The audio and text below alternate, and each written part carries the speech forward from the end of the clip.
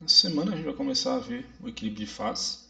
Então, só retomando alguns conceitos que a gente já definiu, né, nas outras semanas, a gente viu que um processo ocorre espontaneamente quando a variação da entropia total do processo é positiva, maior que zero. Isso é a conclusão da segunda lei da termodinâmica.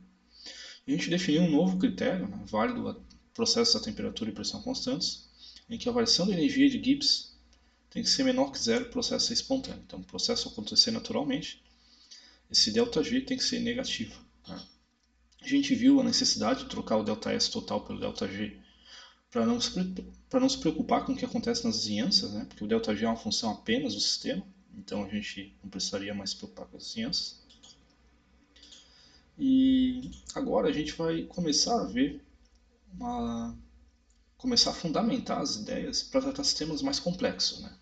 Por exemplo, se a gente pegar uma célula, né, pode estar aqui representada, a gente tem várias organelas, né, complexo de Golgi, retículo plasmático, tem a membrana, ribossomos, etc.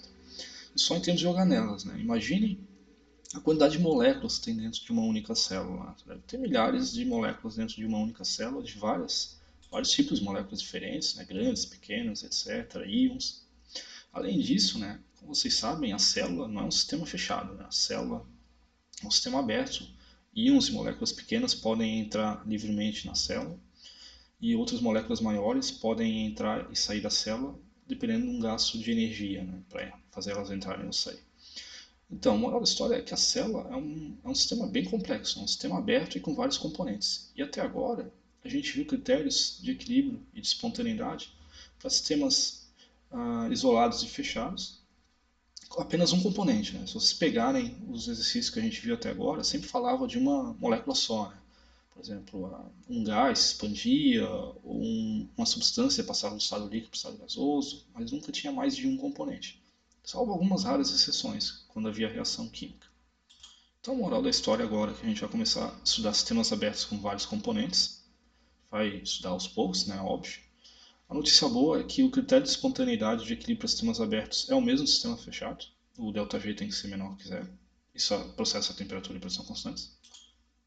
A gente tem que introduzir alguns conceitos novos para tratar esse problema de vários componentes, né? Quando a gente trata um sistema que não tem só uma molécula, tem várias. Né? Em geral, a gente chama esse estudo da variação da composição do sistema como o estudo do equilíbrio material. A composição do sistema, né, o número de moléculas do sistema e a identidade das moléculas no sistema podem variar devido a duas maneiras diferentes. Né? Primeiro, devido a reações químicas, né, reagentes transformandos em produtos, daí a quantidade, né, a concentração das espécies varia e a identidade das espécies também varia. Uma outra maneira da composição do sistema variar é através da transferência de massa. Por exemplo, um, um íon ou uma molécula sai de uma parte do sistema e vai para outra parte do sistema, ou vai de uma fase para outra. Imaginem, por exemplo, a água evaporando. Né? Inicialmente a gente tem água no estado líquido e com o tempo passa para o estado gasoso. Então há uma variação de composição. Né? Tipo, depois do processo de evaporação, tem menos moléculas no estado líquido e vai ter mais moléculas no estado gasoso, à medida que a água vai evaporando. Né? Então a composição vai variando. A quantidade de água vai diminuindo no estado líquido e vai aumentando no estado gasoso. Então a gente tem duas maneiras diferentes aí de variar a composição. Uma maneira, você não altera a identidade das substâncias, né? São transformações físicas, por exemplo, no processo de evaporação da água. O H2O continua H2O no estado líquido, no estado gasoso, né? Não altera a identidade. Já em reações químicas, né? Você altera a identidade das substâncias. Né? Você, por exemplo, pode queimar metano formando CO2, então você trocou totalmente a identidade da substância.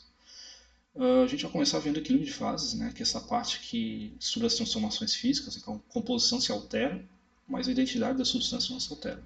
Depois a gente vai ver soluções, se eu não me engano, e depois a gente vai ver equilíbrio químico, que é a segunda parte, né, seria quando a identidade da substância se altera também.